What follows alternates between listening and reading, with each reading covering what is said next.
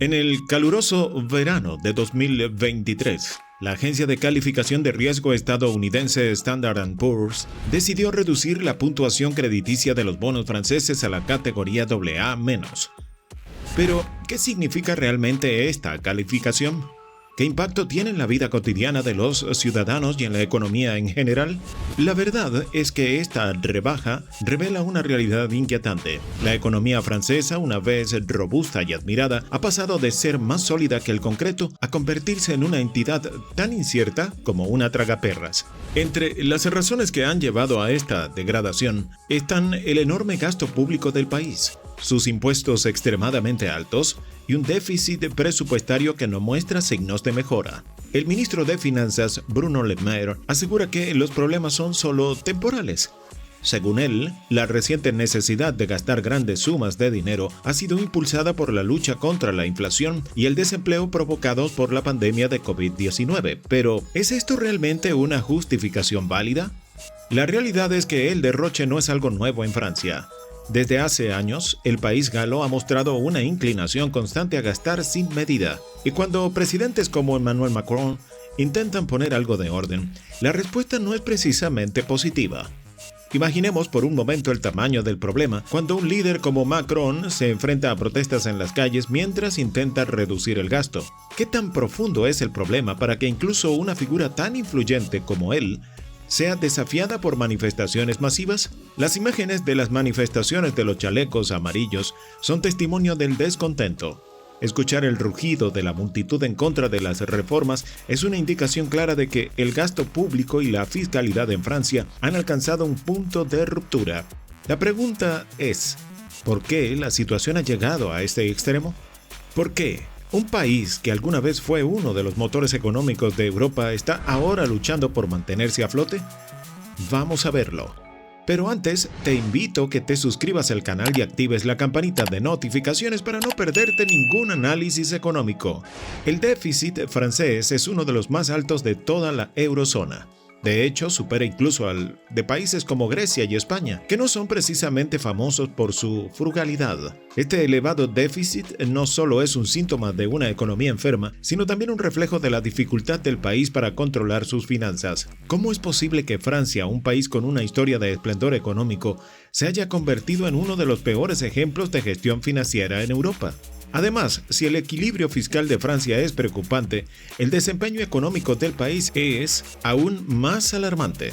Junto con Alemania, Francia se encuentra entre las economías con peor rendimiento del continente. Y esto no es una casualidad.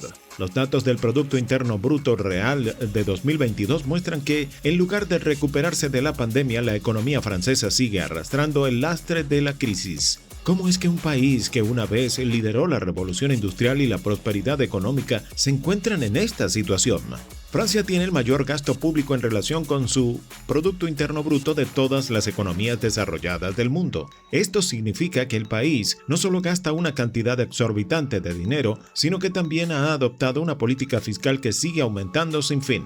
¿Cómo es posible que un Estado pueda crecer tanto sin enfrentar consecuencias significativas?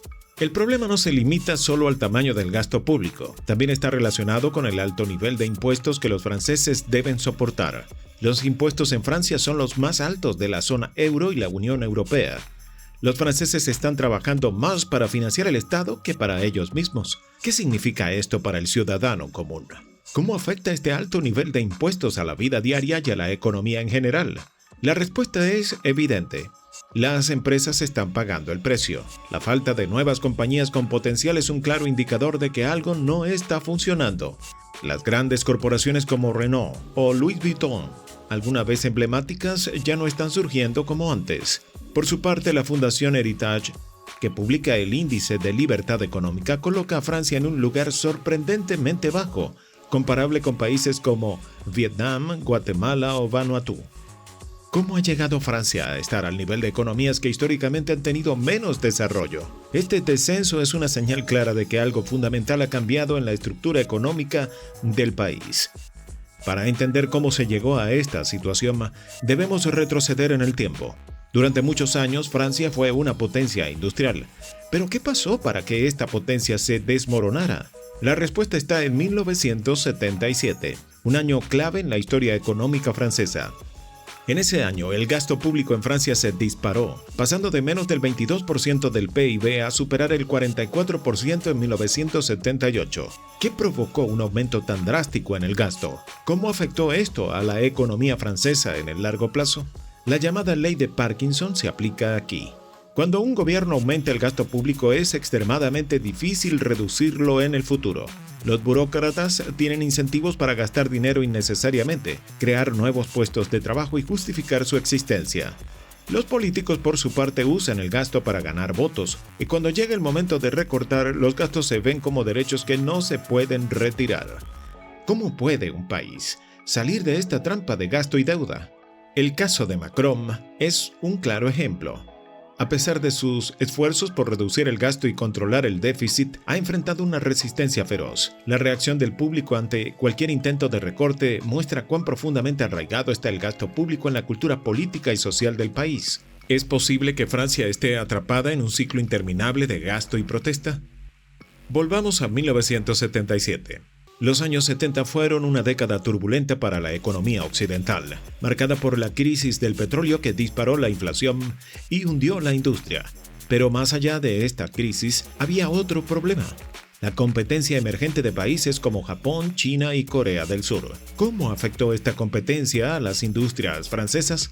Las automovilísticas francesas, alguna vez dominantes, vieron su cuota de mercado nacional reducirse drásticamente. Las marcas de moda también enfrentaron competencia feroz de productores de bajo costo. ¿Cómo pudo un país tan avanzado como Francia no adaptarse a estos cambios? La respuesta radica en la política de subvenciones implementada por Charles de Gaulle, el presidente que lideró Francia después de la Segunda Guerra Mundial. De Gaulle implementó el Plan Monnet en 1946, un plan centrado en invertir en infraestructuras y proteger a las grandes empresas francesas mediante subsidios. Pero esta ayuda excesiva fomentó una cultura empresarial complaciente. Las compañías no vieron la necesidad de innovar o desarrollar nuevos productos. Cuando las protecciones fueron retiradas y la competencia extranjera llegó, las empresas francesas no estaban preparadas. La falta de innovación y la rigidez de la industria dejaron a Francia en una posición vulnerable. La crisis petrolera exacerbó el problema. La economía, que alguna vez creció a tasas superiores al 5%, ahora se estancó en torno al 2% o incluso al 1% anual. El desempleo aumentó dramáticamente, alcanzando más del 10% en los años 80, una cifra que Francia no ha logrado recuperar desde entonces. ¿Cómo reaccionó la sociedad francesa ante esta crisis? La respuesta fue clara: protestas. Las manifestaciones recorrieron el país y el presidente de la época, Valéry Giscard d'Estaing, decidió actuar para calmar las calles. Su solución fue aumentar el gasto público aún más, duplicándolo en un solo año. El objetivo de Giscard era proteger la industria nacional, pero el aumento del gasto no resolvió los problemas subyacentes. En lugar de revitalizar la industria, simplemente dejó a Francia con una deuda aún mayor y una carga fiscal insoportable. El peso del Estado en la economía francesa no se limita al gasto público. Las contribuciones a la seguridad social son las más altas de Europa, representando casi un 15% del PIB en 2022. Este sistema proporciona una amplia gama de beneficios, pero también encarece la creación de nuevos empleos. Las leyes laborales en Francia son estrictas, con limitaciones en las horas de trabajo, generosas políticas de vacaciones y regulaciones sobre despidos. Además, los permisos parentales son extensos, lo que a menudo disuade a las empresas de contratar a nuevos empleados. ¿Qué impacto tiene esto en la creación de empleo y en la competitividad de las empresas? Las empresas se enfrentan a costos elevados, lo que desincentiva la creación de nuevos negocios y la expansión de los existentes. ¿Cómo puede Francia revertir esta tendencia? La situación actual es el resultado de décadas de decisiones económicas y políticas que han llevado al país a una encrucijada. A pesar de los esfuerzos recientes por reformar y reducir el gasto, la resistencia y los problemas estructurales persisten. La pregunta ahora es: ¿qué futuro le espera a Francia? ¿Podrá el país superar sus desafíos económicos y recuperar su estatus de potencia económica en Europa? Francia necesita repensar su enfoque hacia el gasto público y las políticas fiscales. Reducir la deuda, reformar el mercado laboral y fomentar la inversión son pasos esenciales para mejorar la situación económica. La capacidad de Francia para adaptarse a estos cambios determinará su futuro. ¿Y tú? ¿Crees que Francia puede superar sus problemas económicos y recuperar su antigua gloria? Comparte tus pensamientos en los comentarios. Hasta la próxima.